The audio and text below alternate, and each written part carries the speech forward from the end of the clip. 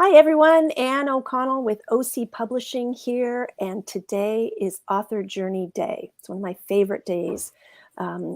Every other week, every other Tuesday at 4 p.m.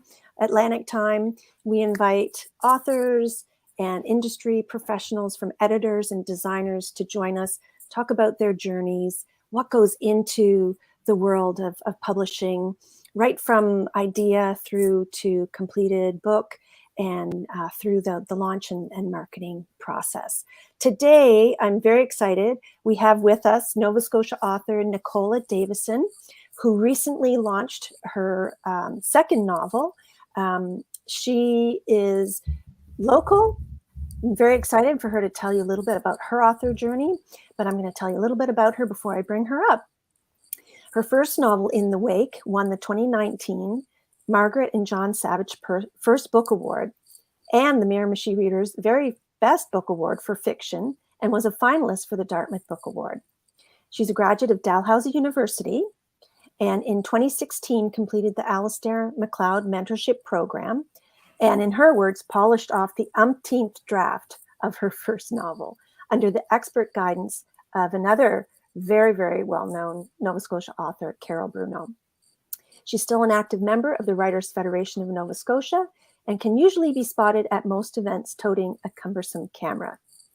She is a professional photographer and is living in Dartmouth with her husband, son, and basset hound, who is terrified of cats. So we can't introduce her to Ollie. Her second book, Decoding Gray, did hit the shelves this spring.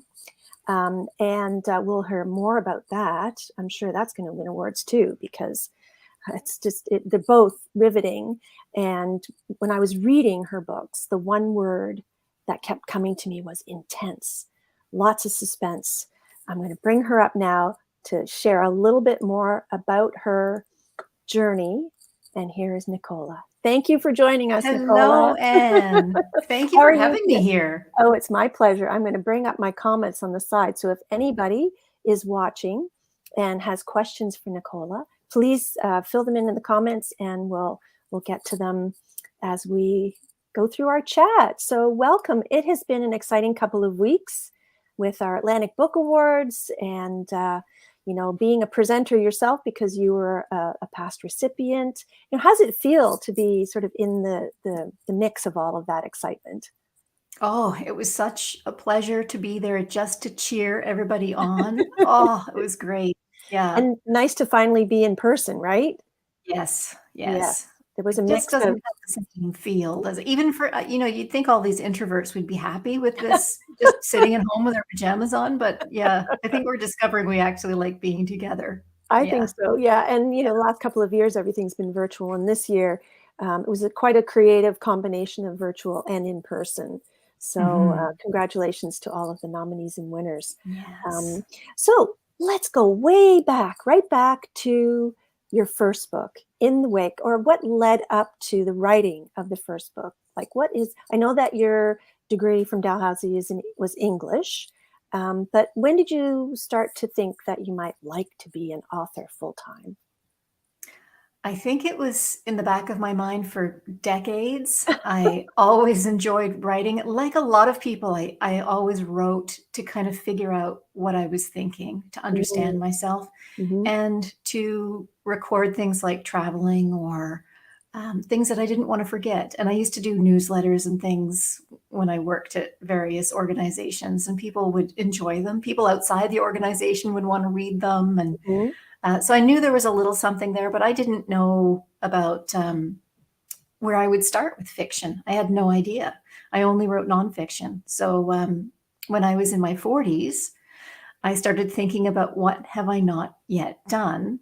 And I mentioned to my sister and my husband that I've always wanted to write a novel. And my husband got me not a gift certificate, but he signed me up for one of Donna Morrissey's workshops. Oh, love her. So yeah, Donna is wonderful. So, I think she's on the final draft tonight for anybody who, when you finish watching us here. Yeah.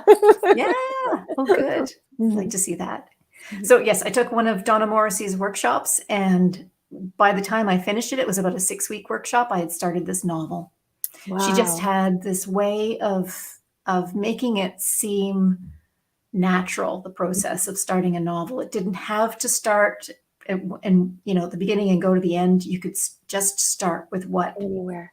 And so interested was you. it taking the course that sparked the idea or the plot line, or did you have an idea in your head what you wanted to write about?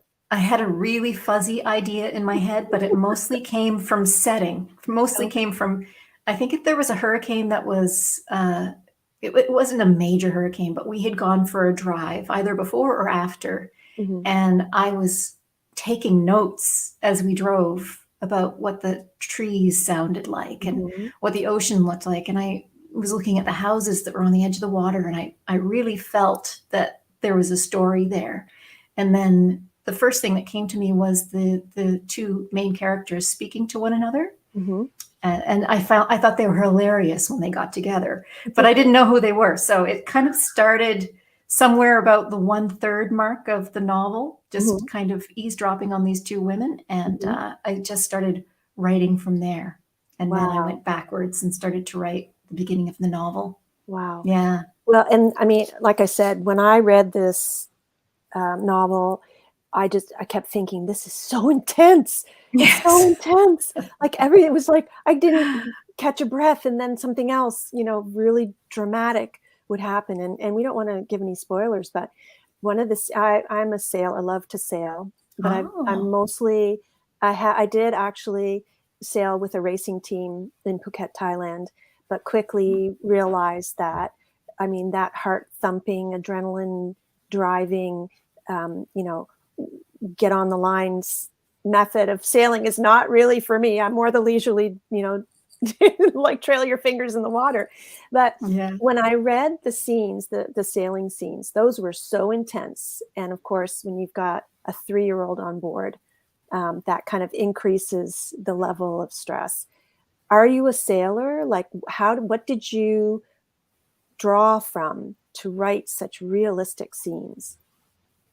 I started sailing as a kid reluctantly because my parents were sailors. So they would take me out on the boat, and I would think about horses the whole time. I just wanted to be on a horse, not on a boat. I love it. And then I met my husband in my 20s, and he was an avid sailor. We didn't own a boat or anything, so whenever we could, we would go sailing. So we've chartered boats out on the West Coast and done cruising around there, and we've now owned 3 boats, I think. Mhm. And now he co-owns a boat with a friend because it's just a lot more affordable to have a co-owner. Mhm. So yeah, I've done a fair amount of sailing. I did a live aboard Mhm. sailing course at one point, Mhm. but I never got over my anxiety. In fact, when I did my live aboard course, which was a week long, Mhm. it actually increased it because before that, I didn't know what could go wrong, but they just taught me Right. all Ignorance the was things that, bliss. yeah. So I love being on a boat Mhm. in the cockpit, drinking a beer or a glass of Yep. wine, having been through all of it. I just, I love sleeping on a boat. I Mhm. love cruising, but Mhm. as I'm not into the racing, my husband's a big racer. My son is taking racing. He's going Mhm. to be part of a race team this summer. So Oh, nice. And yeah, you'll be I'm waving from surrounded the by them. shore. Yes, I will be there with my camera. Well, let me tell you, the scenes, as I said, were so realistic. And there was a couple of excerpts. I'm going to ask you to read, an excerpt from the book. But before Mhm. you do that, I want to share a couple of examples for people who are watching. Everybody tells you that, there's no such thing as, like a new or different storyline. The hero's journey is kind of done and done and done. But the key, especially for a new author, for a new novelist, is to get your voice across and to have a fresh voice.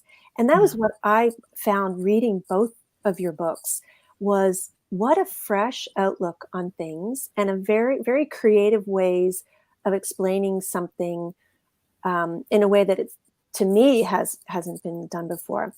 And and just the sounds, how do you describe a sound so that the reader can almost hear it, right? And Mhm. so one of them, you're standing on a beach, And it says, here the water seems hungry. It roars with the sound of a million stones clattering against one another as the ocean drags them away. Simple, but it just elicits such a memory for me. So anybody who's grown up on the shore, or who, lives on the ocean, or who loves the sound of the rocks, I think would really appreciate that. So before I share my next one, why don't you take it away and give us a little bit of a reading from In the Wake, award-winning In the Wake. Yeah. Please. It still doesn't feel real. It never does. And I love the crow. I need to get a tattoo. Oh, thank you. I can't believe you don't have one yet. Oh, I need to. It will happen. I saw you the other night, but I was too busy with my camera. Yes. Otherwise, I would have given you one. You would have nabbed me. So this is a short scene. I don't like to do long readings because I don't want to bore anybody or have them, fall asleep on me. Never. But this takes place about a third of the way into In the Wake. And I'll just set it up for you. There are two main characters in the book. Or 2 points of view. One is Emily, who's kind of the main character, and the other is Linda. But this one is told from Emily's point of view. And this scene is Emily. She's the mother of a young child, and she's trying, like parents everywhere, to have a peaceful moment in the shower. Emily pauses in the shower with one leg up, razor in hand, a hunting dog on point. She feels something, a change in the air, or maybe she heard it. Relaxing in the shower is not possible with a small child in the house. Even with the help of cartoons, she is always listening for telling noises or dubious silences. The running water deadens the sound from the next room. She cocks her head in the direction of the door and hears a commercial on TV, along with the small sound of Ryan's voice. She lets out a breath and then catches a deeper voice speaking. It's probably the TV. She puts down the razor and strains to make out the sounds. Too many horror movies as a teenager. It's easy to imagine terrible things happening while naked, wet, and blinded with soap. Nah, it's just the TV. But something feels wrong. Call it paranoia, or call it mother's intuition. She rinses the soap from her half-shaved leg and switches off the water. Ryan? She calls out. She dries her face, then holds her breath, listening. There it is again. The deeper voice. A fresh fear blooms in her. The front door is locked. She must have locked it after letting the dog back in. The dog. Hoover would bark at a stranger. Surely he was good for that. That is, once he woke up from his drooling sleep. Grabbing her robe, she pulls it around her damp body and is about to open the door when she hears him. Hi, Mummy, he mumbles around a lollipop, leaning through the door to see her. The sound of the television comes with him. Hi, sweetie. What have you got in your mouth? She peers around the edge of the door at him, sliding into her slippers and nodding her robe. Her shoulders relax. He was just sneaking a treat. Lollipop? The Rocket Man gave it to me. Emily stares at the stick protruding from his mouth, his smiling eyes. You're not supposed to have candy in the morning, Ryan. Too much sugar. It's bad for your teeth, she says, picking her towel back up to finish drying off. But the Rocket Man thought it was okay, he reasons, crunching the candy. I brush my teeth. Rocket Man? Do you mean on the TV? She really must stop using the TV as a babysitter. No, the man gave it to me. He says he likes the stars and the moon. An old soul, that's what people say.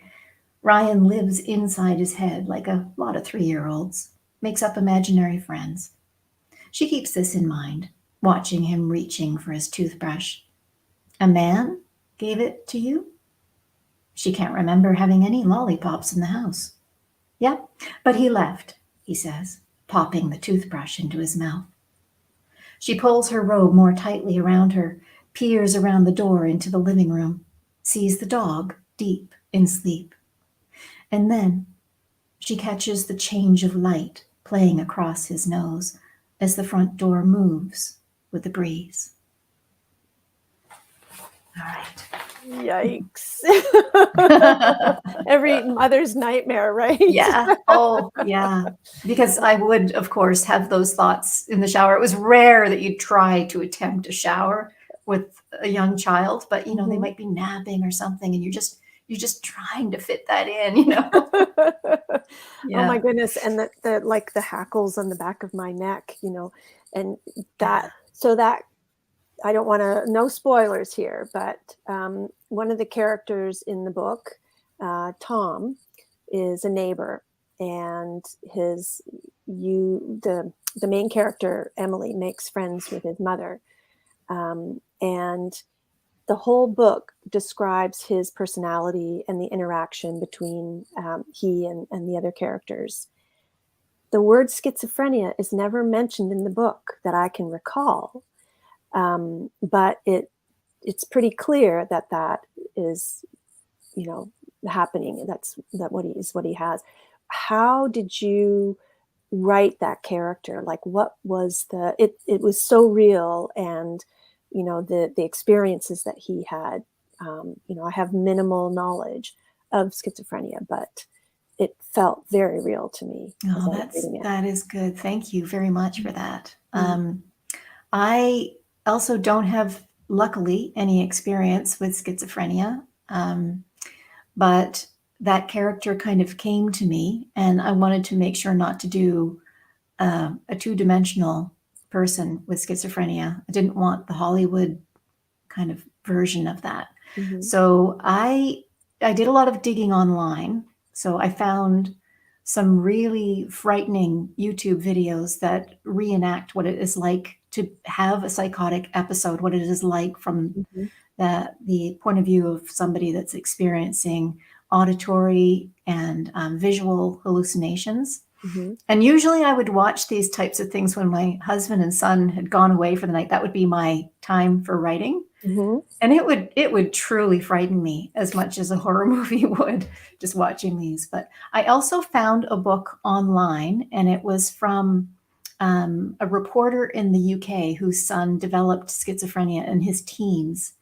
And it was told, the accounts were from both of their points of view. Mm-hmm. So as the parent dealing with it, as well as the son who's also experiencing the magical side that comes with that kind of mental illness. It's creativity can come from that. You think you're getting insights perhaps from the universe. There are things that happen that you can see how they would tempt you not to want to be medicated all the time. Mm-hmm. So I delved into that, and I also went to the Canadian Association of Schizophrenia. I'm not sure if I'm getting that right, but I read handbooks and all sorts of things in order to understand how families cope when they're faced with that situation. Yeah. Well, to me, it's I think very sensitively handled, Thank and you. the character is so relatable, and there's lots of compassion and empathy. It's balanced, of course, with some of the stereotypes that other people put on it, and some of the negative reactions, but realistic. From my perspective, but so very well written, and the award so greatly deserved. Thank So you. let's move on to Decoding Gray, which is your novel that came out in April of this year. And what's kind of interesting is that you go from sort of a suspenseful thriller, literary fiction, adult fiction, to YA, so young adult. How did that, what caused the shift? Yeah. Well, Decoding Gray is not written as a YA. It's written as an adult novel, and lots of adults are reading it. Okay. But the main character is 18 years old, and Mhm. she's taking her first steps out in the world on her own. So it really fits well for those readers that are in their teens and early Mhm. 20s, Mhm. looking for a relatable character to read about. So that's how it ended up in the YA category, because it's a bit of a crossover. I think that they're calling it an upper YA Okay. and recommending it for, say, teenagers in, grade 11 and 12 and so on. Yeah. Definitely sort of a, late teens, early 20s and Mhm. and up, because again, the subject matter is fairly sophisticated. But it's sort of that sort of gray area. When do you introduce young readers to some of the more intense scenarios, even though thematically you can introduce things in children's books, but when you Mhm. delve a little more deeply, it's also a wonderful story for animal lovers, because the main character Dot is working in an animal shelter, and she rescues animals, and I really related because I have a cat. I don't. She owns me, I guess. But I always tell people I would have one of everything if I could. So Mhm. Dot's menagerie of the crow and the rat and the crickets and the lizard really resonates with me, um, and it has been really well received as well, hasn't it? So far, so good. Yes, I've been hearing good things. Yeah. Good. Yeah. You Which get makes some. me very happy, because this one is close to my heart, because I am not Dot, but the animal lover part is Mhm, all me. I mhm. grew up in a household where we always had dogs and cats and hamsters and birds and fish. We had hermit crabs. Later, we had horses and rabbits, and there Wow. is just always animals sprawled out on the floor. And So now you have the basset hound. yes, and now I have Jersey May the Basset. Yeah, Jersey May, I my love that. sweetie. Yeah. So you have it's quite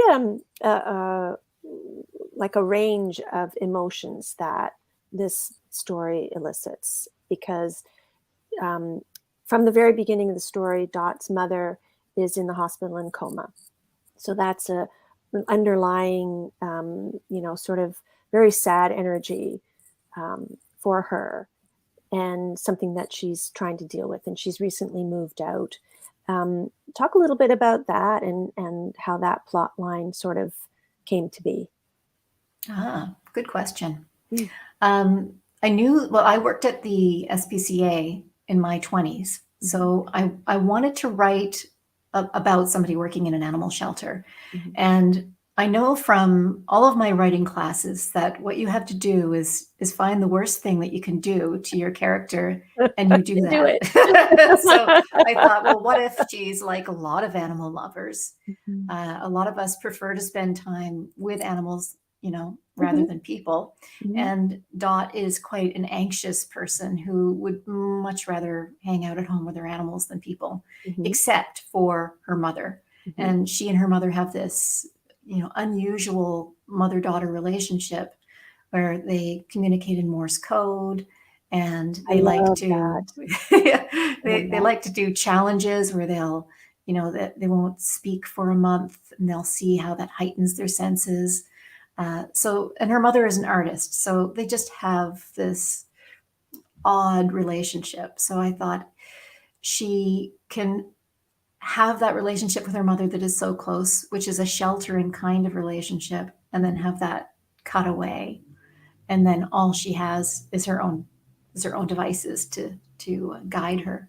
So that's where that came from, was that. And of course, there's also that they're living next to this busy highway, and her mother is also rescuing people and animals, people that get in car accidents nearby the house. So that's where Yeah. that comes from too. Yeah. No spoilers, I'm right? trying not I know, right? to. I'm not Yeah. good with the not spoiling things. Oh, Yeah. well, that's Yeah. okay. I mean, you can Yeah. always say a spoiler alert, plug your ears kind of Yeah. thing.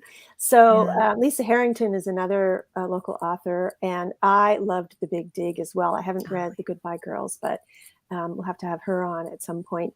But when I read her review, Dot Gray is one of the most unique and compelling characters readers will come across.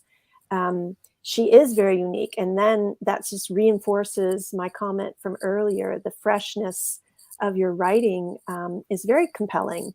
And so why don't you read us a little excerpt from Decoding Gray? Oh, sure. Yeah. And just quickly before you start, Yeah. the title, I love the title. And I was trying to figure out where that comes from. Like when I was hearing about the promos, and so I pre-ordered my copy and everything I have it on Kindle, but I will, when I see you, I will get a hard copy and get you to sign it. Thank you. But love the coding being sort of interwoven with the SOS, with the finger tapping and her special language with her and her mom. So brilliant on the title. Brilliant on the title. Thank you very much. So let's hear the title, I'm going to have to tell my husband because he is the one that suggested Decoding Gray. I wanted to have her name in the title, but originally the working title was No Shelter, which made a lot of sense for the theme of the novel as well. But it's one of those titles that's been used for other things, and I just didn't want to run into that issue. And I wanted something really unique. So this one covered it with the Morse code. And very cool. And of course, she's trying to decode things. So yeah. So take it away. I think rather if I delve into the novel too far, I think I'll end up, spoiling things. So I'm going to read the first couple of pages. And if we seem to have time, I think we might be running low on time. I'll go on, but I think the first couple of pages. Okay. So it's 1997. And we're at the beginning of the novel. When the car hits him, he's mid-laugh, whirling through the air, chasing someone for the sport of it. I'm one vehicle behind, my heart hammering at the lack of brake lights. Downy feathers swirl upward as the car rolls on, the driver not even slowing to check what he hit. People, unaware of or indifferent to their trail of destruction, just cruising by carcasses on the highway. Jamming on my brakes, I put on my flashers and ignore the bleating horns. I grab a towel from the back seat. He's at the curb, trying to right himself, dark eyes mirroring the September sky. I'll just get him out of the street to the nearby grass. He opens his beak, intent on biting me, but I have plenty of practice avoiding teeth and claws, so I swoop in, firmly snugging him to me. No one is at the nearby playground, with kids back in school. A good thing, as I can't stand the pushy questions of small people, their need to touch everything. I crouch under a massive maple and loosen the towel. Again, he tries to get up, but he's lopsided, left wing hanging. Above, branches flutter. His cronies watch, cawing and rattling their throats like a riled biker gang. He lifts his right wing and springs with his legs. I wince for him as he tumbles.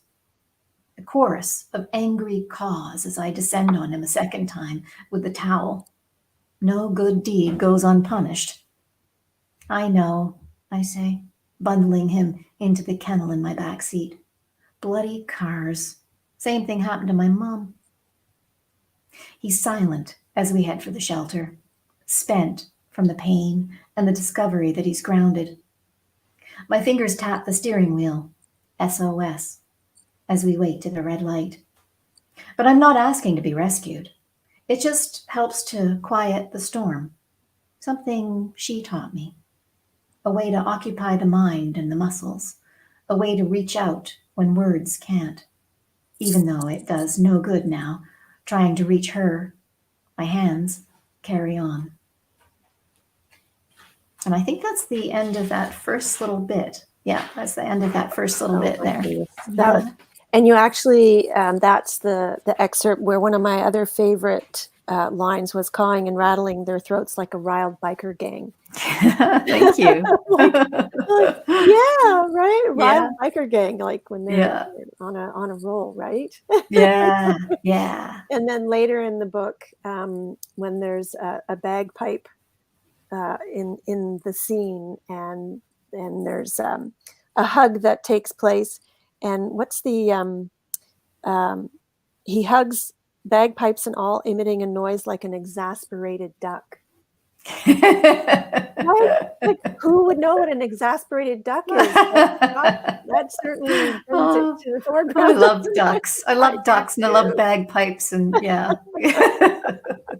So Yeah. obviously, you write from the heart, and you pull out on personal experiences. Was that some of the teachings that Donna would have imparted when you did the course? Definitely, we talked a lot about finding your voice. Mm-hmm. And I mean, Donna is a wonderful example of that. When you read her books, you can't, if you've met Donna, you have no trouble hearing it in her literal voice, but Yeah. also, it couldn't be anybody but Donna. Mm-hmm. And um, I listen to a lot of writing podcasts as well. And last year, I think it was before I'd submitted my manuscript, but we hadn't gone through the editing process. Mm-hmm. And somebody said, write the book that only you can write. And I think that's wonderful advice, so that you're not trying to copy anyone. You're not trying to please anybody else. You're taking your life experience, the things that you pay attention to, the things that you hold dear, and you're finding a way to put them into a story. And then that becomes your voice. Wow. And that is such a beautiful note to end on. I was going to ask what your advice would be, but let's just let that sit and percolate, because I think it's absolutely incredible advice. And I can't believe we're already, I on know. time. I know it went so fast. Fast. Thank you Yeah. so much for joining me today and for sharing your author journey. And please keep writing. I hope you're working on the next one. I am. It's Good. very slow, but I'm working. Yes. Yeah, that's okay. Keep Yeah. writing, keep it up. And, I, for one, I've loved your books, and I'm really looking forward Thank to the you. next. Thank you so much for joining us, Nikki. Okay. Nikki, All right. Nicola. Yes. Nicola, Nikki. Okay. So we've had today with us Nicola Davison, award-winning author of In the Wake and Decoding Gray. Thank you so much for joining us, Nicola. And for those of you who are watching, join us again in 2 weeks' time, when we will have another award-winning author, Joanne Gallant, with us. And so stay tuned for more as we approach our next date for the author journey. Have a wonderful day, and we'll see you soon. Bye for now.